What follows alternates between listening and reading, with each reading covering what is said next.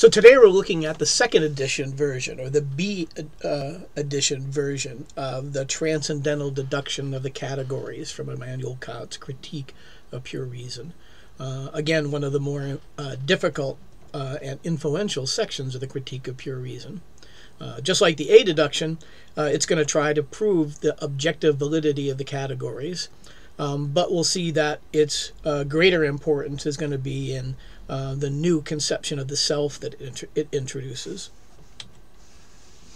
So remember, we're still trying to solve the same old problem of where synthetic a priori propositions come from and how it can be possible to know about the world before we look, and that the answer is in some transcendental condition, some filter on experience, and we're interested in the filter on experience that comes in the understanding, the pure concepts or a priori concepts that define the structure of an object in general, so that every object in our experience would have to conform to the filter of the categories, which we saw last time are the different logical functions of a judgment or a way of connecting experience within a sentence and therefore within our experience. So where space and time come from the sensibilities and produce a filter on our experience, the categories are the filters or conditions of experience that come from the understanding.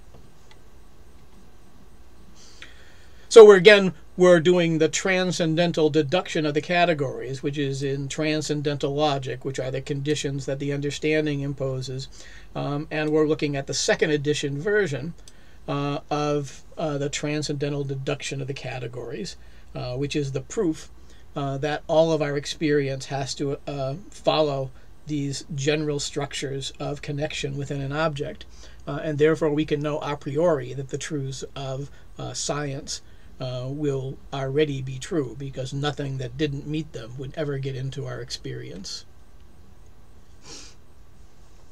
So we looked last time at the structure of a transcendental argument. They're looking at the fact that we have experience and trying to trace out the transcendental conditions, or the things that must be going on beneath the surface inside our transcendental self, inside our faculties, to explain how we're capable of having knowledge. The A deduction, you remember, we called the psychological deduction, because it tried to spell out what must be going on in these psychological faculties of the sensibility, the imagination, and the understanding. We'll see that the psychological deduction, the A deduction, concentrated on this idea of the concept of an object in general, or the transcendental object equals X, sort of the schema, the template for any object, and tried to trace out how the different types of synthesis must follow the basic rules of synthesis that are in the categories. We'll see that the B deduction is going to be a different method that's going to concentrate instead on the transcendental unity of apperception that comes along with every perception of an object, the I think that's capable of being prefaced to all of our experiences.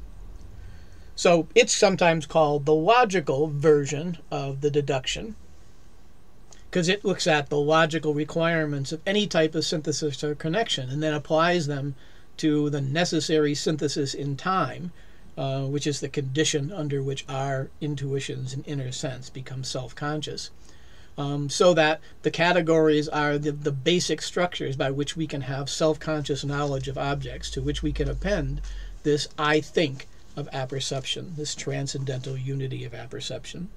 So in the B deduction, the categories are deduced from the necessary structure of self-consciousness, and they concentrate, instead of on the transcendental object equals X, they concentrate on the necessary conditions of this transcendental unity of apperception. The transcendental deduction of the categories establishes a necessary connection between self-consciousness and consciousness of objects. You can think of the A deduction as concentrating on the object, while the B deduction concentrates on knowledge of the self, the form of self-consciousness that we have.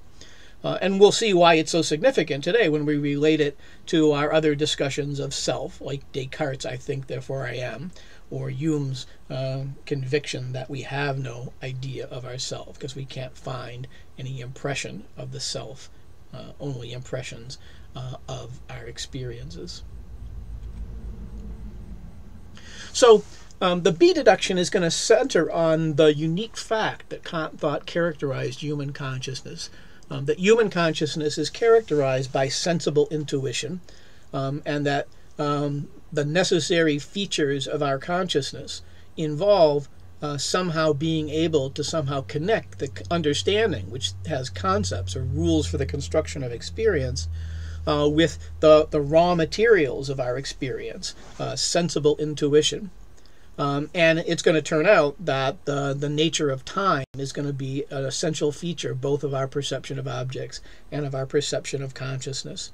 The unique feature of human consciousness is that we experience a manifold of external intuitions in time, and that our internal sense is constructed of the successive representations of this manifold of intuition. Kant talks about the possibility that there might be creatures that have intellectual intuition, and we'll see that their form of consciousness would be very different. That would be like an angel or God. But human beings and our form of consciousness is determined by the fact that we have senses, and our only type of experience comes from experience of objects. We saw that already in the fourth paralogism about idealism. But we're going to see it even more clearly in the second edition version of that, called The Refutation of Idealism, that we'll talk about next time.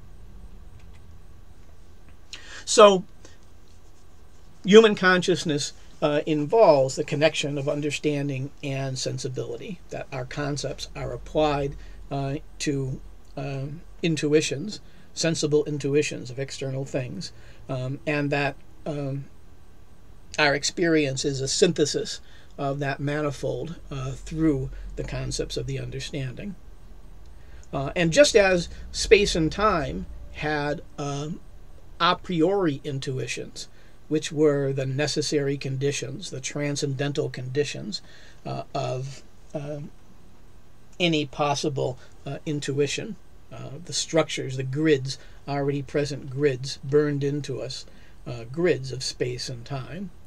So the B deduction centers on what Kant calls the transcendental synthesis of the imagination, which is a strange turn of phrase, because synthesis is the activity of connecting our intuitions according to a concept to create an experience. So it's the activity of producing an experience. But in this case, the transcendental synthesis is a structure of our faculties that arises before any experience. It's an a priori synthesis, just as it was weird to talk about the a priori grids of space and time as being intuitions, because we haven't yet experienced anything from the external world. They're just the grids, the empty framework waiting for intuitions. So don't get confused by the terminology of transcendental synthesis. They, too, are sort of the waiting structures. And you can think of the synthesis that he's talking about as sort of the structure of our cognitive faculties. Somehow, something in our imagination is already pre-configured to connect up the manifold of intuition, and that our self is this pre-existing, transcendental, a priori framework or set of fact or orientation or configuration of our faculties that's going to be necessary for us to take the manifold of sensible intuition and construct it into experiences. So that's what's meant by a transcendental or a priori synthesis, sort of a setup, a pre-existing configuration. Just like your computer may be already set up to take input from your phone or from a camera and your webcam and display it on the screen. We can talk about that setup as being a transcendental synthesis, because it's already set up to synthesize the images, the input, the intuitions from the webcam into the structures of the programming of the computer to display it on the screen. So he calls the synthesis of the setup of our understanding with our sensible intuitions the figurative synthesis. It creates the figures that we experience in our sensible experience. And he also calls it the productive imagination. It's not like the free imagination that can just remember or reproduce experiences we've already had, or play around with images in our creative imagination. It's the productive imagination is the operation of imagination in actually producing experiences by synthesizing the manifold of intuition according to concepts in the understanding. So the only way in which that experience would be possible if there was this pre-existing configuration of our understanding with our sensibility and imagination. And the structure of that pre-existing configuration is going to turn out to be the categories, since they're the general logical possibilities of any type of connection or synthesis in general. Kant thinks that the categories not only apply to human beings, but any rational creature, since they're the only way anything can be connected logically.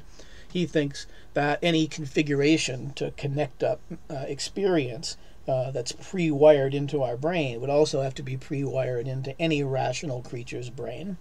So Kant thinks that the categories are not merely human, but would apply to any rational alien as well. So the categories are just those forms of synthesis. So all synthesis is going to be subject to the categories. That's the transcendental deduction of the objective validity of the categories, is that every experience will therefore be subject to the categories. So we'll know a priori that before looking, that any experience we see will follow those. And since the laws of nature, the scientific laws of causality and substance, follow from those laws of nature, he thinks that nature itself, we know, must agree with these general structures of connection. We'll know a priori that the laws of causality will apply to any real experience. And if it doesn't, we'll say it isn't a real experience. So he gives the example of a house, and he gives the example of freezing water. And he says that already we know a priori that the house will be in accordance with the idea of substance. We don't deduce the idea of substance the way Locke thought from a general abstract idea.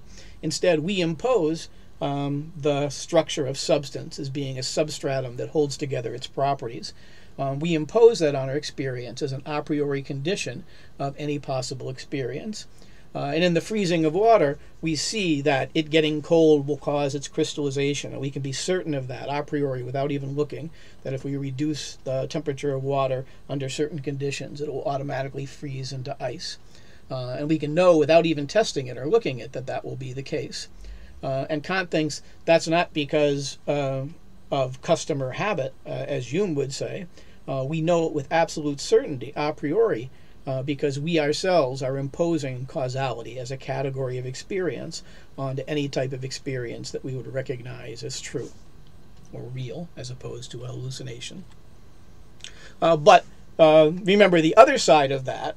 So not only has Kant justified all of natural science, but he says that therefore those categories of natural science, causality and substance, are limited only to experience. That's the critique of pure reason. That metaphysics, the attempt to extend scientific concepts and empirical concepts beyond experience to talk about God and other things outside of experience, is impossible. So the transcendental deduction of the categories proves that they're necessarily true of all experience, but not true of noumena, just as the transcendental aesthetic proved that space and time are necessary conditions of all experience, but are only transcendentally ideal. They don't apply to things outside of experience.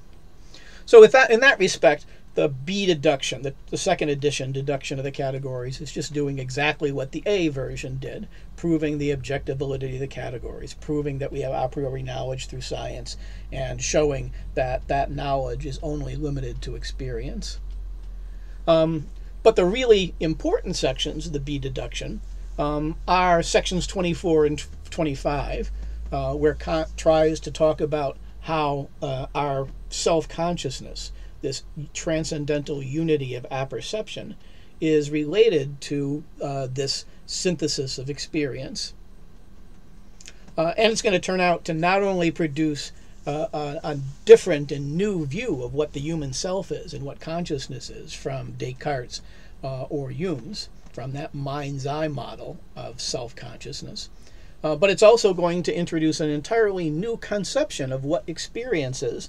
That's going to, as I said before, provide a foundation for an entire school of philosophy called the Continental or Phenomenological School of Philosophy, which will build upon the form of argument that goes on in these transcendental deductions and in next week's argument, transcendental argument called the Refutation of Idealism. So Kant says in section 24 he wants to deal with the strange paradox that we only know ourselves through our perception of objects, that we don't actually see ourselves. So he's recognizing that on the one hand, Descartes thought that our existence was the most certain thing we know, that we perceive it directly through the I think, therefore I am. Whereas Hume criticized Descartes by saying, we don't have any perception of the I that thinks. All we have perception of is the thoughts. And Kant is going to, just as he tried to combine the rationalists and the empiricists by saying that intuitions without concepts are blind, but concepts without intuitions are empty. So he's going to try to say that we have both the empirical consciousness of different thoughts in time, but that we also have a type of transcendental knowledge of the I that thinks. And the transcendental unity of apperception, this I think that accompanies each of our experiences, is a new type of transcendental knowledge of our transcendental ego or transcendental self that revolutionizes the concept of self that we inherited from modern philosophers like Descartes and Hume. So he recognizes that we only know ourselves insofar as we're inwardly affected by ourselves, insofar as inner intuition is concerned. We know our subject only as an appearance, not as in itself. So I'm, as I sit here, performing acts of synthesis.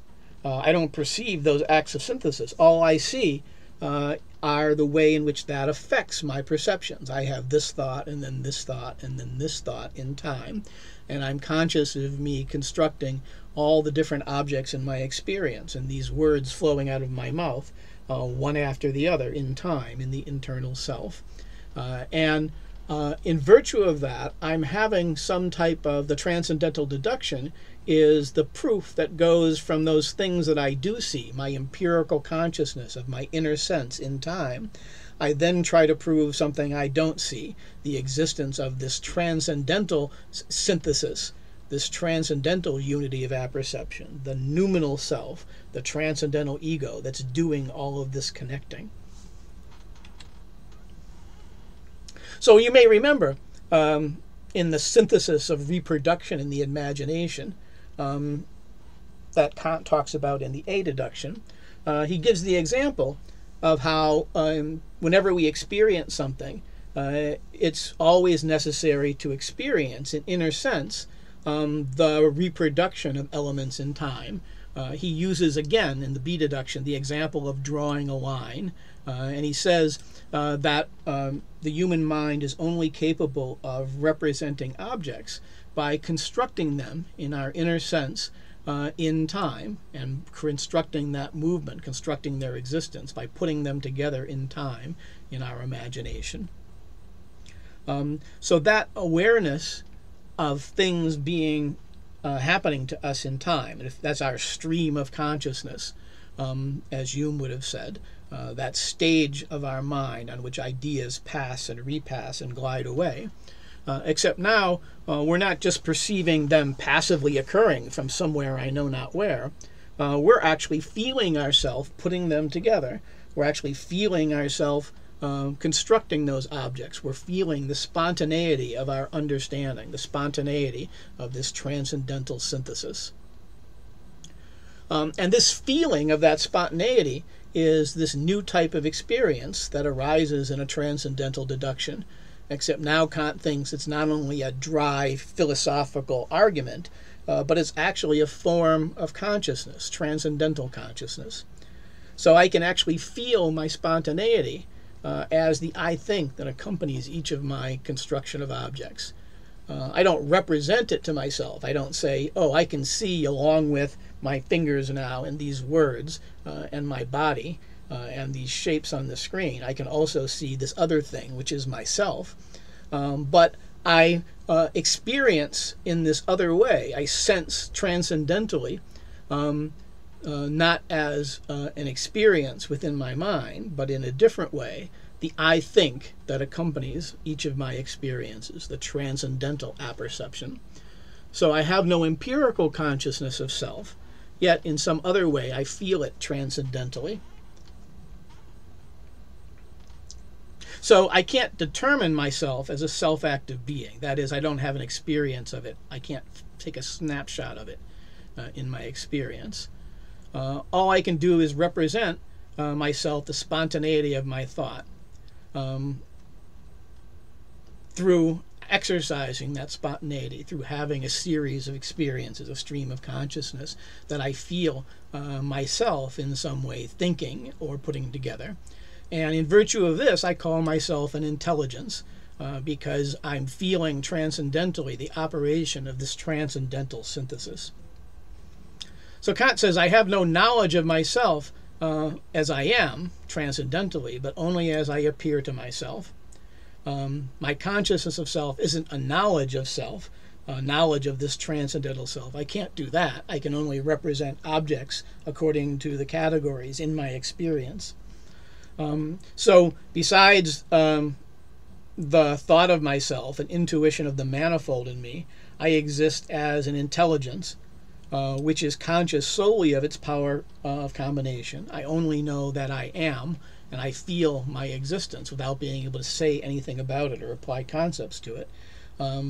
But I feel it through its operation in the construction of my experience in time, through its synthesizing of this sensuous manifold into objects.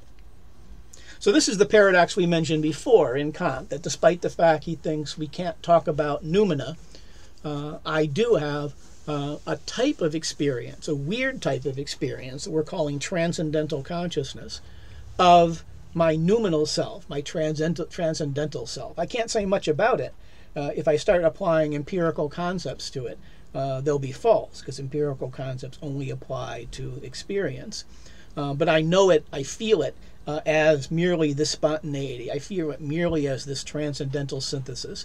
I feel it merely as the fact that I can append an I think to each of my experiences, this transcendental unity of apperception.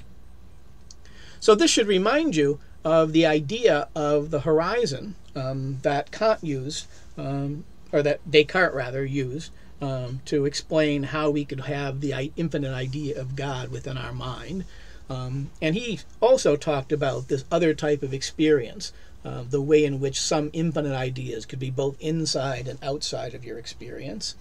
And it's going to be the followers of Kant, the phenomenological movement. They're going to take this metaphor of the horizon that comes from Descartes and use it as a way of talking about this transcendental consciousness. So remember, the horizon was seeing something in our experience. Those are what we can represent as the synthesis. Yet we feel the immensity of what's outside of it, not as something in our experience, but something that's presented by this experience. That's that transcendental consciousness. Sometimes this is called intentionality. Intentionality doesn't mean doing something intentionally. It's a philosophical term that talks about meaning, the way in which things can have a meaning beyond themselves. When you look at words or you look at a picture on a TV screen, they automatically present to you something that's not there. When you're watching a movie about a dog, the dog's not on the screen. There's just lights and, on some plastic on your TV. But it's presenting to you transparently, so you almost see right through it the presentation of something outside of you, which is not in your experience. So intentionality is some incompleteness within our experience that points to and brings into our experience in a different way something that's exterior.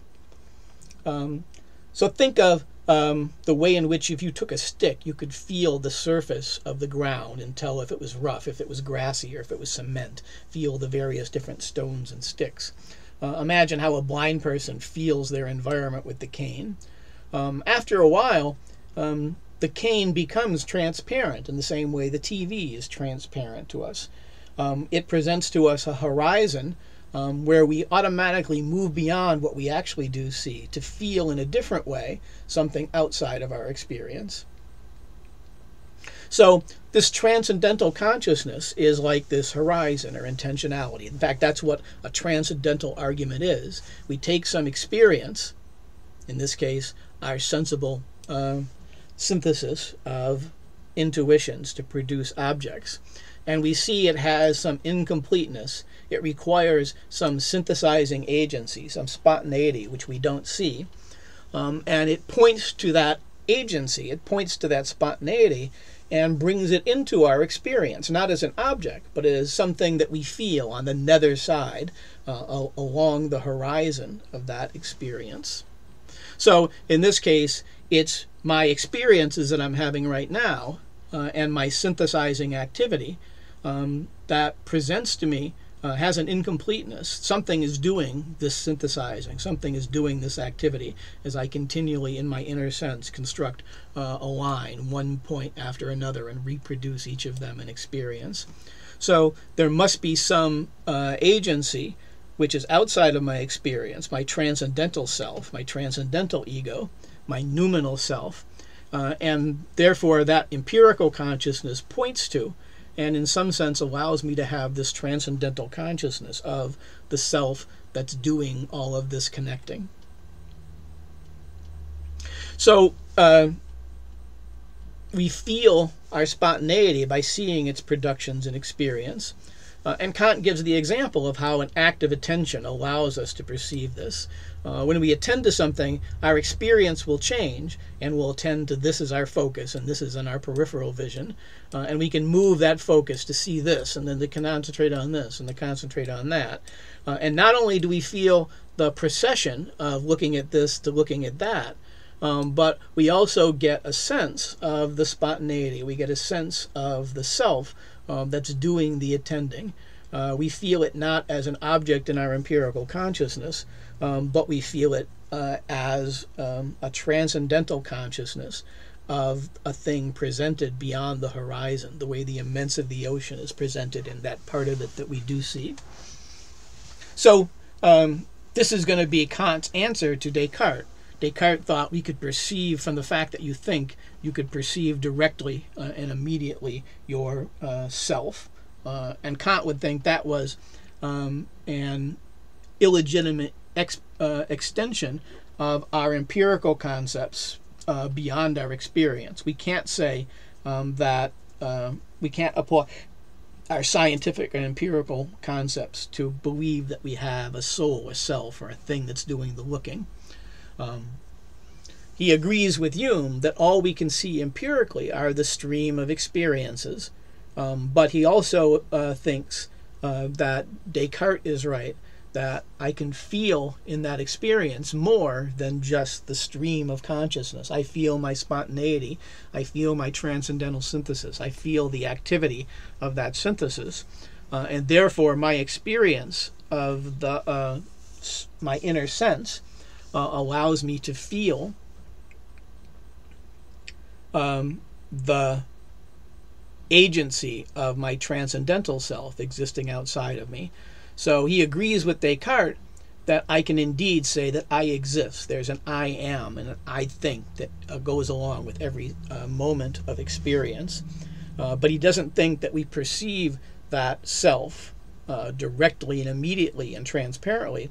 He thinks we experience it only as a transcendental consciousness, only as this movement beyond our experience in the horizon. So this distinction between empirical consciousness and this transcendental consciousness, you may remember something similar to it from Joseph Pieper in Conversatio. Ratio is empirical consciousness, the stream of consciousness, empirically determined. But intellectus was when you're quiet and perceive beyond the actual experiences, beyond this horizon, to see something else outside of you. Many philosophers after Kant made the connection between Kant's transcendental consciousness and various different forms of Eastern practice. In fact, sometimes people use Kant's terminology to talk about meditation as transcendental meditation. That term isn't originally in the Eastern or Indian or Hindu practices. It's an application of Kant's thought to it. Because what you're doing when you meditate is an attempt to calm your ratio, calm your empirical consciousness, so that you concentrate not on the objects that are being represented in the stream of consciousness, but you're able to let go of those objects and try to perceive and feel the spontaneity, the agency, the I think that is producing those experiences beyond the empirical world. So the conclusions of the B deduction, the first two are the same as the A deduction, that we know the categories will apply, we know a priori that the laws of science will be true, but we also know that they're limited only to experience, that no metaphysical extension of concepts beyond our experience to noumena will be legitimate. But at the same time, we've just heard that there's a special type of consciousness, transcendental consciousness of one special object, our transcendental ego, our self. So that knowledge of objects through connected experience, through this synthesis, is at the same time knowledge of self. And we have no knowledge of self apart from this imaginative activity of constructing our reality in time, this stream of consciousness. So that we perceive ourselves only through our perception of objects in time, through this horizon, through this transcendental consciousness. And we'll talk about more about how that works in the transcendental argument that appears in the Refutation of Idealism. And we'll talk a little bit more about how that became the foundation of the phenomenological school of philosophy in the 20th century.